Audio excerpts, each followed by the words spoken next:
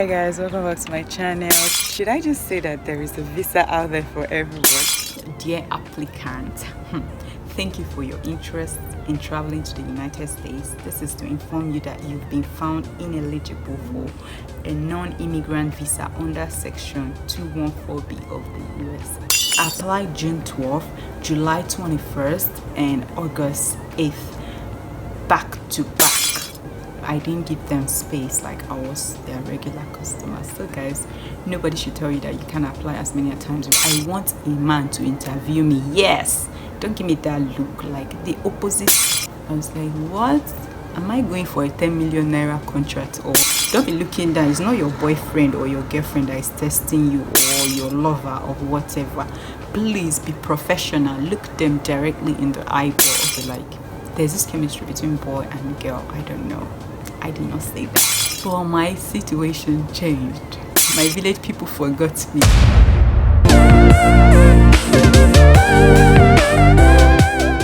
So thank you guys. Thank you so much for staying. Thank you for your support. Thank you.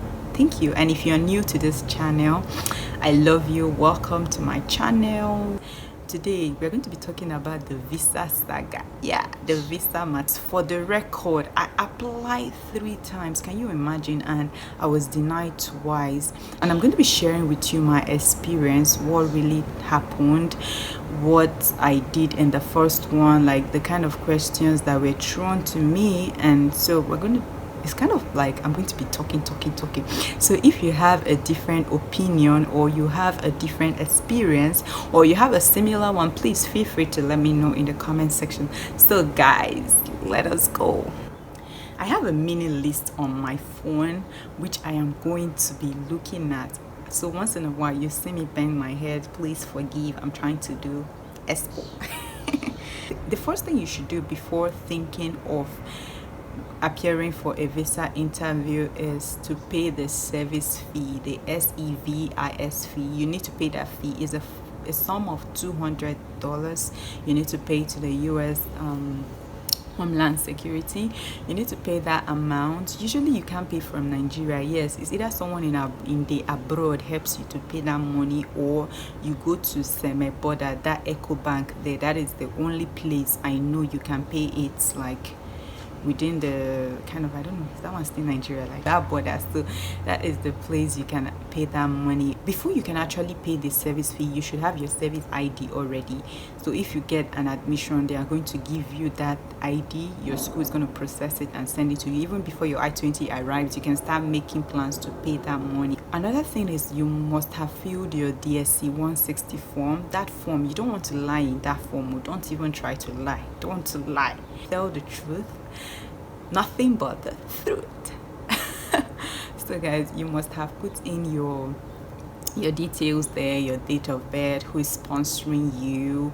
There's a lot of information, so be careful. Take your time, fill that form, and that is where you're going to get a barcode from. It consists of both letters of the alphabet and numbers, so you need that number to schedule an interview.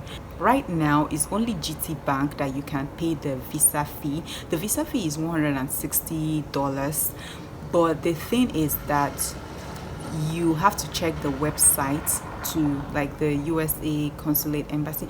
Well, I'm going to be dropping a lot of links in the description box. Not a lot, sure, but check the description box below so that you can see all the links to help you out where to get those forms. So you need to check on their website and know what is the current exchange rate. Like at the time I applied, it was 360 naira to $1. Currently I don't know what it is. The last time I checked, it was 370 naira. So check and convert 160 times 370. Then you walk into any GT bank and tender the money. Make sure you go with your passport, your international passport, and pay the money. And after paying the money, they're going to give you a receipt and all that. So there is a number that is going to be on that receipt. That is the number you need to schedule your interview online. So when you get back, go back. I think it takes a few hours, I'm not sure, minutes to get it processed. So go back to your page, go there and use that that number you got from the receipt given to you, make sure you don't misplace it. It's really important. Use that receipt to schedule your interview.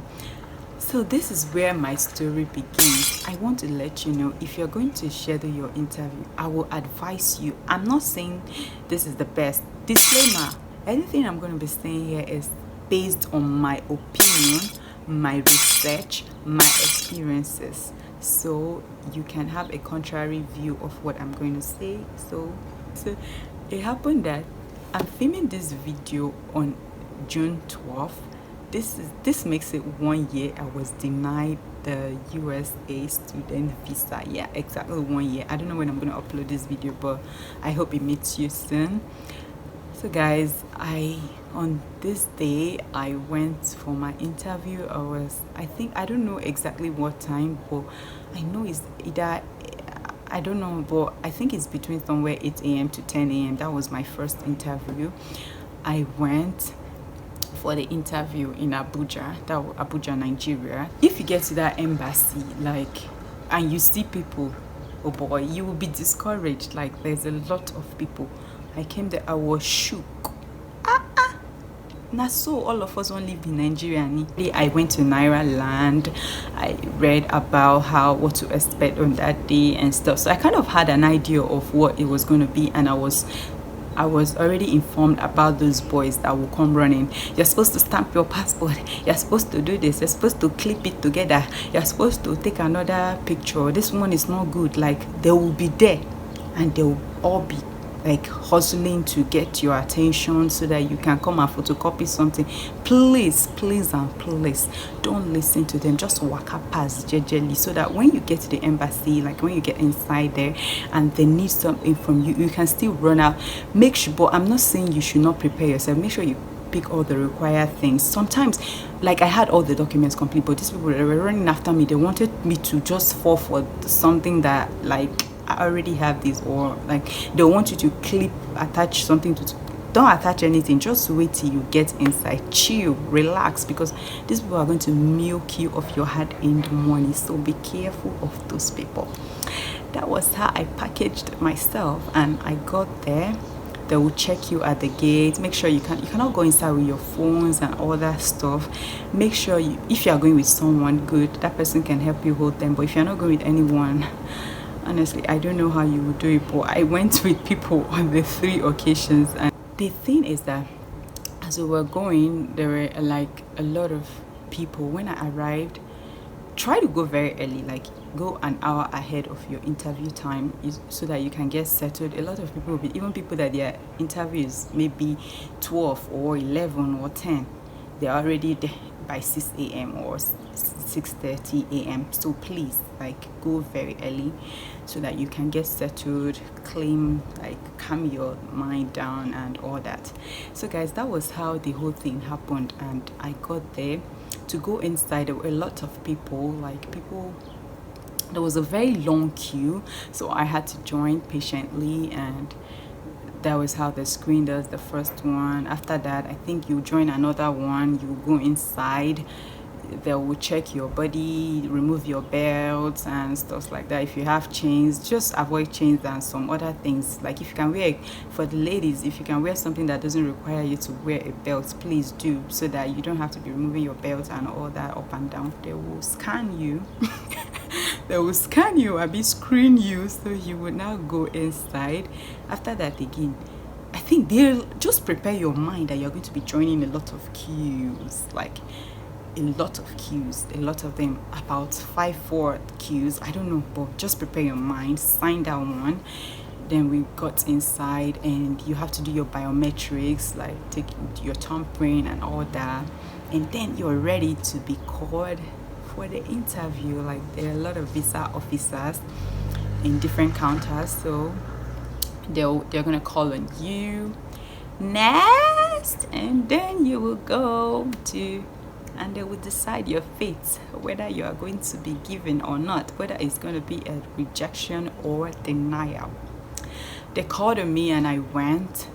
As soon as I got there, this lady, I think I greeted her, so she started throwing me the questions that she knew how to ask.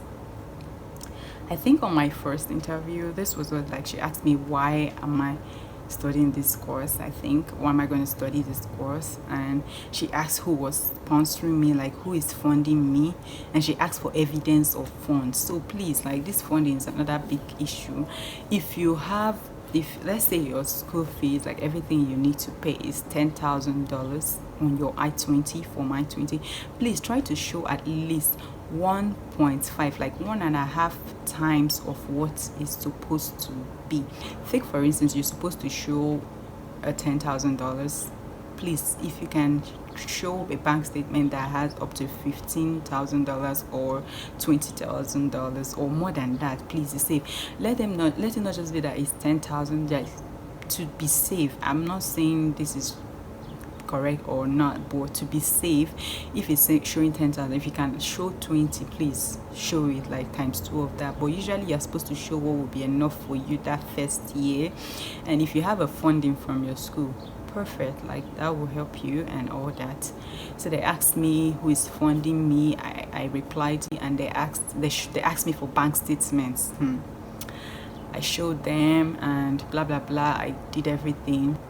Next thing I got was a slip.